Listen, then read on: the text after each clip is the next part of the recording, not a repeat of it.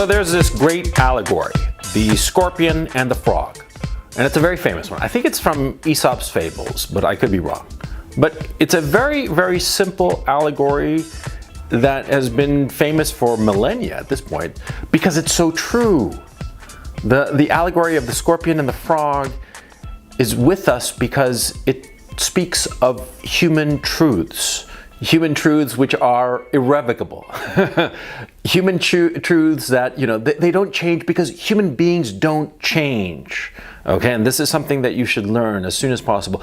People don't change. That's why reading about the past, reading novels written hundreds of years ago is valuable, because the truth about people is always the same.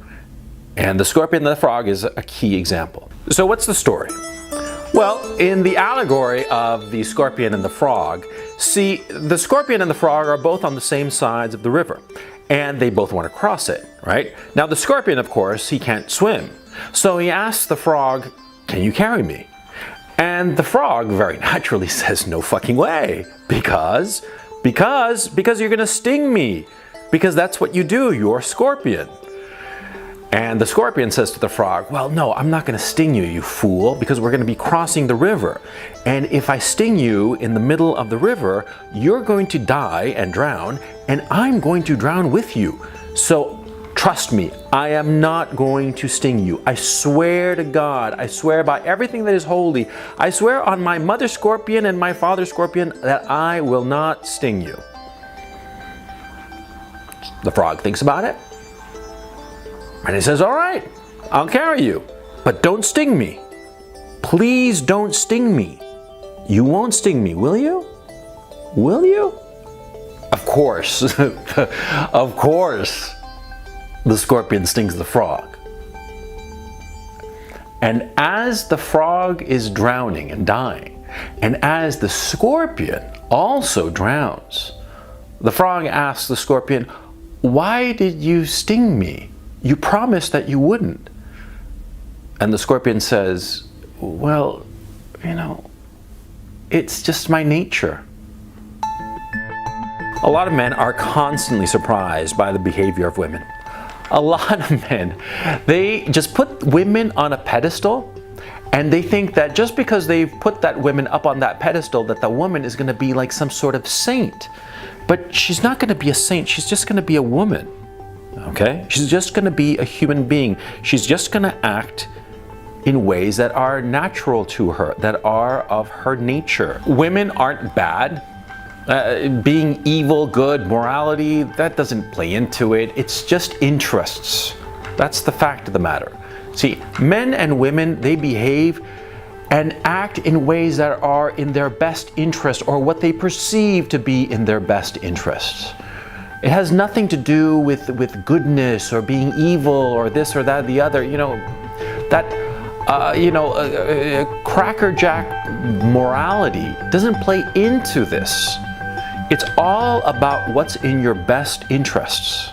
Men put women on a pedestal because they just can't get enough of women, because that's the way of men's nature. They look at a woman and they find her so attractive, so pretty, her hair, her eyes, her tits, her ass, and they can't get enough of the woman. And so they allow themselves to be blinded. They don't look at the woman as she actually is. They don't look at the person. They look at their idealization.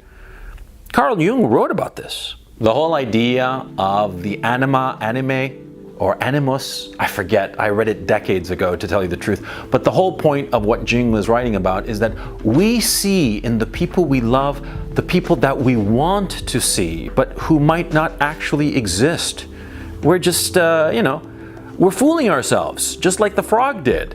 We're fooling ourselves and seeing somebody who might not be there. Okay, that's the whole notion of putting a woman up on a pedestal. It's not that we are putting up somebody who is worthy of our adoration up on a pedestal and being, being disappointed. No.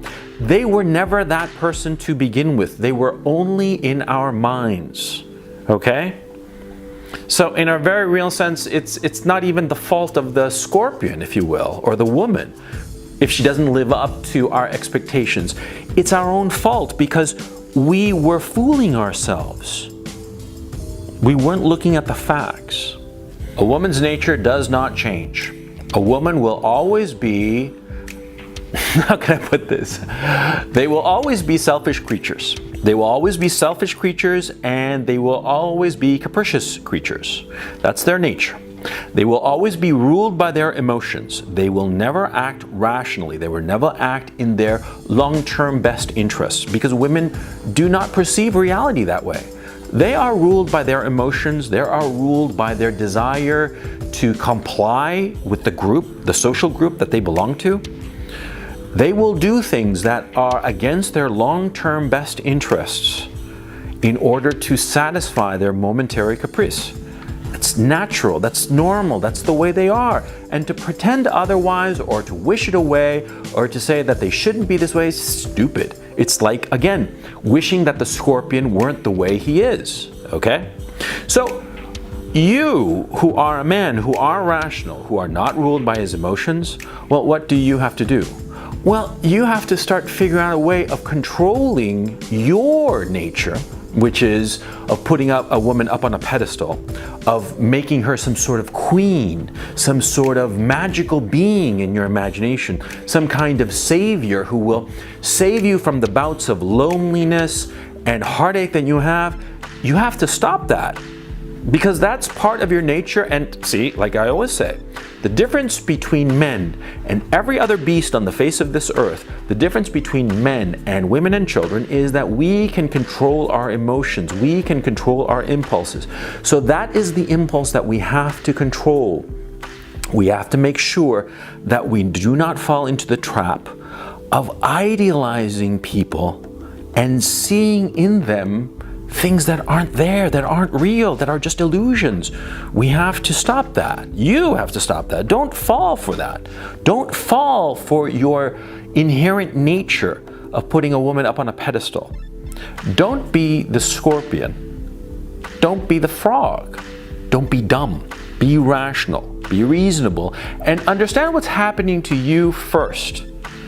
Because see, a lot of times, and this happened to me, see, a lot of times, you meet some woman and she's gorgeous and she's so smart and she's so this and that and the other, and she's into the things that you are into, right? And see, the quite natural thing that you do as a man is that you fill in the gaps in the knowledge that you have of her, and you imagine her to be this incredible being. But that's not who she actually is. That's just a figment of your imagination, right? So you have to prevent against that. You have to stop yourself from falling into that trap. You have to prevent yourself from falling into the trap that the frog fell into. What happened to the frog? He believed the scorpion. The frog knew better. The frog was being rational. But the scorpion sweet-talked him a little bit. The frog believed him. Fool the frog. I mean, whose fault was it there? Was it the scorpion's fault? No, the scorpion was just acting in his nature. It was the frog's fault, because the frog, like you, the frog had the sense to realize that the scorpion was going to kill him, was going to sting him in the middle of the river and send him to the bottom. The frog knew this, and yet allowed himself to be sweet-talked by the scorpion. Don't be like that. Don't be like that. Understand that a woman's nature does not change, but your nature can change. You can control your desire to make of this woman, this ethereal being. You can control that impulse to put a woman up on a pedestal. You can control that and deal with a woman as she actually is. A human being with lots of faults, lots of virtues, but an inherent nature that will never change. Because she is a scorpion. And if you put her up on a pedestal, she's going to sting you. They always do. It's their nature.